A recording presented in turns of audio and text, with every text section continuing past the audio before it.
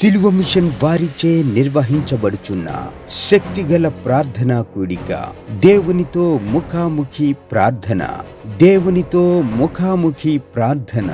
దైవజనులు నేటి కాలపు కన్నీటి ప్రవక్త అనేక నెలలు ఉపవాసములో గడిపి సిలువ శ్రమను తన శరీరమునందు రుచి చూచిన పవిత్రమైన దైవజనులు క్రీస్తు రాయబారి గారు దేవుని ప్రజలెవ్వరూ అప్పులు, జబ్బులు, అశాంతితో ఉండకుండా దేవుని దయలో క్షేమము కలిగి ఉండాలని ఆశించి మన ఆత్మీయ పితరులైన దావీదు, మొర్దెకై, దానియేలుల వంటి మహాభక్తులు ఎందరో చేసిన విధంగా నేడు దేవుని కృప పొందిన దైవజనుడు క్రీస్తు రాయబారి గారు గోనెపట్టా కట్టుకుని బూడిదలో మోకరిల్లి దేవుని ఎదుట కన్నీటితో ముఖాముఖిగా ప్రార్థించెదరు.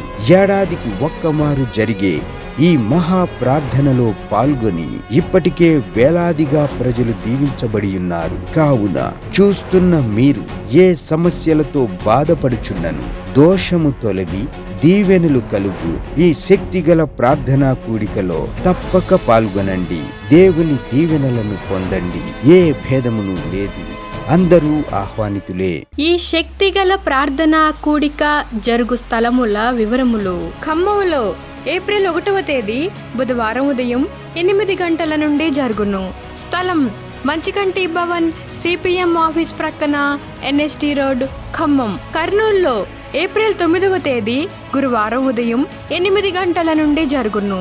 స్థలం వైఎంసిఏ గ్రౌండ్, రాజ్ థియేటర్ ఎదురుగా, ఆర్ఎస్ రోడ్, కర్నూలు. నెల్లూరులో ఏప్రిల్ 14వ తేదీ మంగళవారం ఉదయం 8 గంటల నుండి జరుగును. స్థలం జిపిఆర్ గ్రాండ్, ముత్తుకూరు గేటు దగ్గర, మినీ బైపాస్ రోడ్, నెల్లూరు. వైజాగ్లో ఏప్రిల్ 21వ తేదీ మంగళవారం ఉదయం 8 గంటల నుండి జరుగును. స్థలం సుబ్బలక్ష్మి కళ్యాణ మండపం, శ్రీకన్య థియేటర్ ఎదురుగా, railway new colony, Subbalakshmi Nagar.